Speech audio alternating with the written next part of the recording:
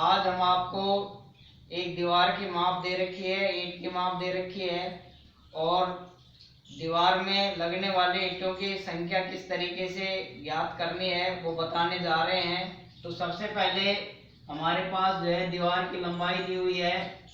दीवार की लंबाई बराबर 5 मीटर। अब हमारे पास जो एक ईंट की माप है वो सेंटीमीटर में है। या तो हम जो दीवार का जब आयतन निकालेंगे तो दीवार की जो लंबाई चौड़ाई ऊंचाई है उन सबको हमें एक इकाई में रखना है। तो यहाँ मीटर है और एक ईंट की माप सेंटीमीटर में है, तो इनको भी हमें किस में बदल लेना है, सेंटीमीटर में। या फिर क्या करेंगे, जो एक ईंट है उसको जो है किस में बदलेंगे, मीटर में बदलेंगे। एक इकाई रखनी है तो हम इसको सेंटीमीटर में बदल लेते हैं। तो 5 गुणा में 100 बराबर 500 सेंटीमीटर। इसके बाद दीवार की चौड़ाई बराबर 30 सेंटीमीटर। ये पहले से सेंटीमीटर दिया हुआ है भाई। अब इसके बाद दीवार की ऊंचाई 3 मीटर। इसको हमें सेंटीमीटर में बदल लेना है। तो 3 गुणा 100 बराबर 300 सेंटीमीटर। तो इस तरीके से हमें क्या ज्ञात करना है, दीवार का आयतन।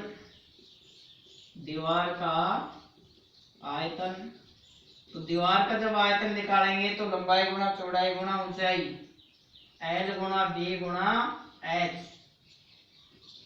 ये हमारे पास दीवार के आयतन के लिए सूत्र हो जाएगा। 500 गुणा 30 गुणा में 300। अब यहाँ इनके गुणा करने की आवश्यकता नहीं, आगे काटने में आसानी रहेगी। इसको जो हम घन सेंटीमीटर लिख सकते हैं या सेंटीमीटर क्यूब। अब इसके बाद एक ईंट की माप लिखनी है हमें। एक ईंट की लंबाई बराबर हमारे पास कितनी है, 10 सेंटीमीटर। इसके बाद एक ईंट की चौड़ाई बराबर 5 सेंटीमीटर। एक ईंट की ऊंचाई बराबर 3 सेंटीमीटर। अब हमें एक ईंट का आयतन, तो सूत्र वही रहेगा, एल गुणा बी गुणा एच। तो कितना हो जाएगा, 10 गुणा 5 गुणा 3। अब हमें क्या ज्ञात करनी है, ईंटों की संख्या निकालनी है। तो ईंटों की संख्या निकालने के लिए हमें क्या करना है, दीवार के आयतन में एक ईंट के आयतन का भाग देना है। तो ये हमारे पास एक क्या आ जाएगी, ईंटों की संख्या। तो हमें क्या लिखना है यहाँ पर, ईंटों की संख्या बराबर क्या हो जाएगा, दीवार का आयतन। तो दीवार के आयतन में हमें क्या करना है भाई, एक ईंट का आयतन। हमें दीवार के आयतन में एक ईंट के आयतन का भाग देना है। तो हमारे पास दीवार का जो आयतन है वो कितना है, उसको हमें लिखना है यहाँ पर। कितना हो जाएगा, 500 गुणा 30 गुणा 300 बटे में एक ईंट का आयतन 10 गुणा 5 गुणा 3। अब इनको काट देंगे, इसको काटेंगे, यहाँ कितने आ जाएंगे, 100 आ जाएंगे। इधर भी कितने आ जाएंगे, 100 आ जाएंगे। इधर इसको काट देंगे। अब इनकी जो क्या करनी है, गुणा करनी है। तो कितना हो जाएगा,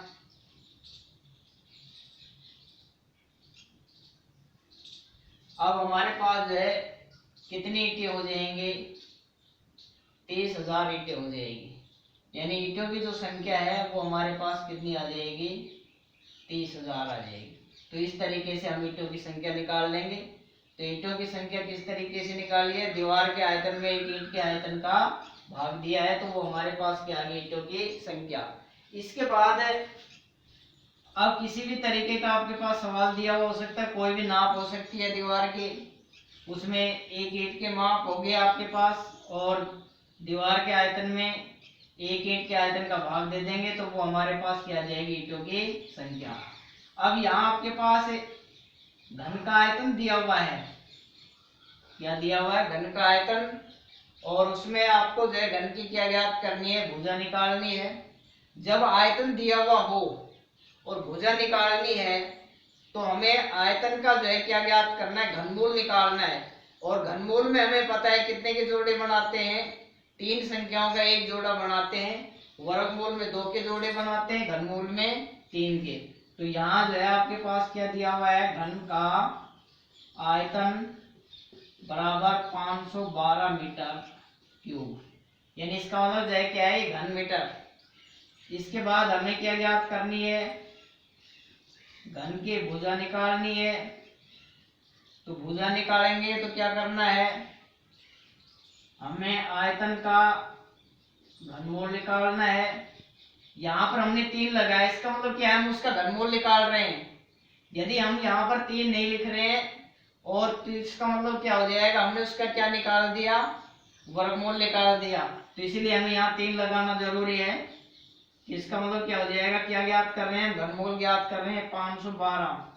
अब इसके टुकड़े कर देंगे तो टुकड़े क्या हो जाएंगे, 8 गुना 8 गुना 8, 8 के भी हम टुकड़े कर सकते हैं। तो इस तरीके से हमारे पास जो है यानी कितनी आ जाएगी, घन की भुजा 8 सेंटीमीटर। तो घन के भुजा बराबर है 8 मीटर, क्योंकि हमारे पास जो आयतन है वो किसमें, घन मीटर में। तो यहाँ हमें मीटर लिखना है, यहाँ हम सेंटीमीटर में नहीं लिखेंगे, क्योंकि हमारे पास जो आयतन है वो किस में दे रखे है, घन मीटर में दे रखे है। इसलिए घन की भुजा कितनी हो जाएगी, 8 मीटर।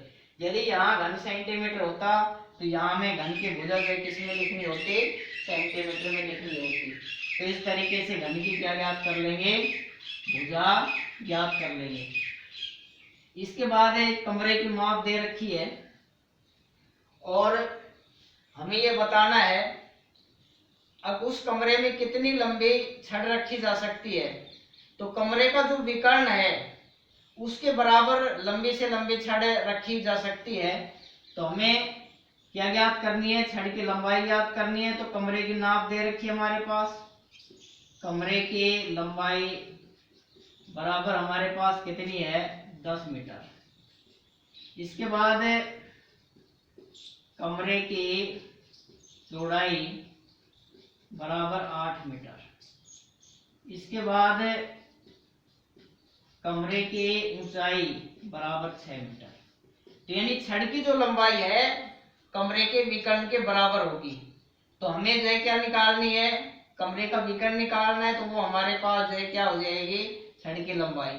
तो यानी कमरे का जो विकर्ण है वो सबसे बड़ा होगा। तो छड़ की जो लंबाई है वो कितनी हो जाएगी, उसके विकर्ण के बराबर हो जाएगी। तो हमें यहाँ क्या करना है, छड़ की लंबाई ज्ञात करनी है। तो छड़ की लंबाई बराबर अंडर रूट, यानी कमरा किस आकार का है, घनाभ के आकार का। तो घनाभ की जब लंबाई ज्ञात, घनाभ के विकर्ण की जब लंबाई ज्ञात करते हैं तो घनाभ के विकर्ण की लंबाई के लिए सूत्र क्या है, under root L square plus B square plus H square.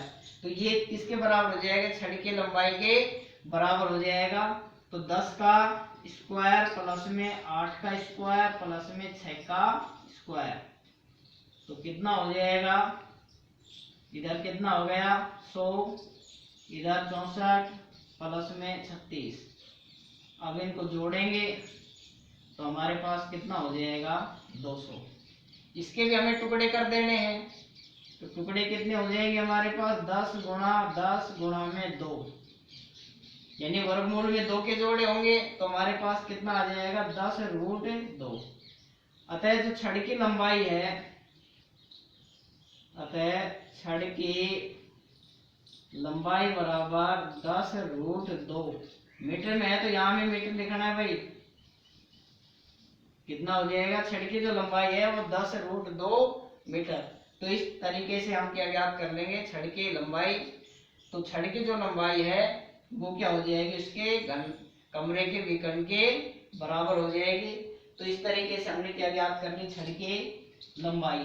तो इस तरीके से आपके कोई भी सवाल दिए हुए हों, घन के दे रखे हो, घनाभ के, जिसके भी सवाल दिए हुए हों, यदि घनाभ के सवाल दे रखे हैं तो आपको घनाभ के सूत्र का प्रयोग करना है, और घन के सवाल दिए गए हैं तो आपको घन के सूत्र का प्रयोग करना है। धन्यवाद।